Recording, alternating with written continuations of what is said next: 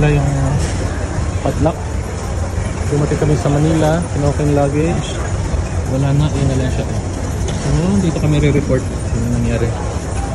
Hindi ko pa alam, hindi ko pa mabuksan. Kasi once na binuksan ko to, hindi na siya masasara. Kasi wala yung dalawang ganito niya. Nawala yung ganito, dalawang ganito. Tapos yung lock niya. Kasi nilock ko lahat yun. Ito nawala. Oo. Pareho sila nito, ganito din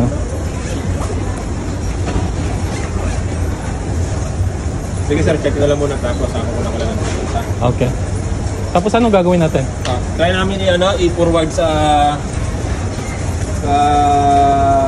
quarters ng Kuwait Airways. Kukunin ko muna yung details na na-receive natin yung bag natin. Okay. Kasi nila yung pero nakalock yun, hindi? Nakalock siya, nakapadlock. Ganyan siya, I mean dito, yung ano niya? Dito or wala? Yung ano lang? Hindi. Ang padlock na oo, ganito din. Hindi ko nilock dyan.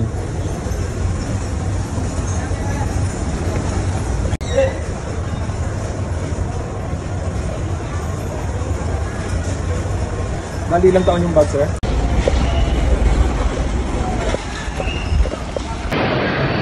We're in Manila, Philippines.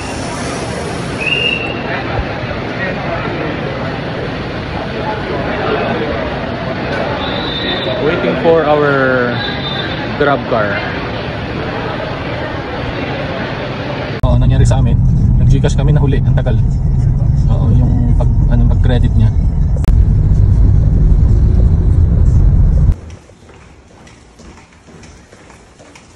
So dito na tayo sa condo. So palipas lang tayo ng isang gabi. Then uwi tayo sa probinsya.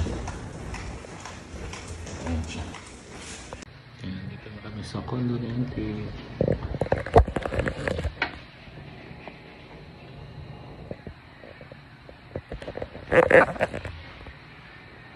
Taas namin, 34th floor. Shoutout kay Auntie Marley. Salamat sa place. A few hours lang kami dito. Nag-shower na yung anak ko.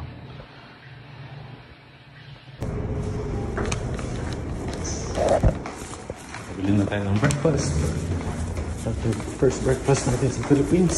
Pabili na tayo sa home.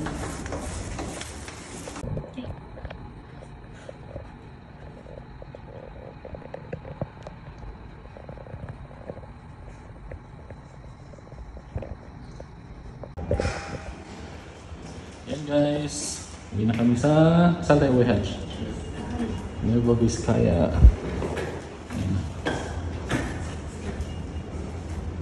Kunin ko yung trolley sa baba at marami pa tayo sa luggage.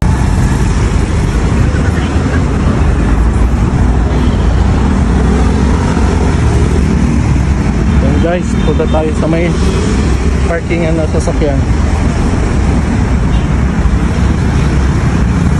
Kunin natin.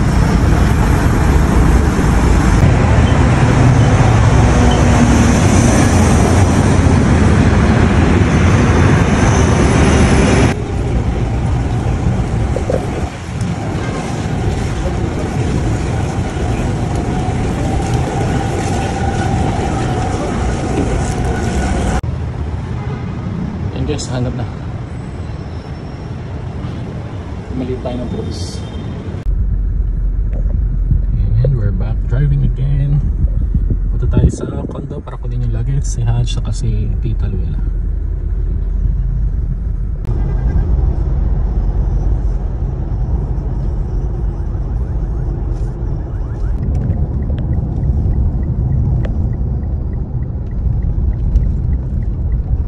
T-Plex. Daan mo na tayo katayin. Ito mura ng ano nila dito, turbo 60. Mas mura sa ano? Mas mura sa Urda. Urda na ito.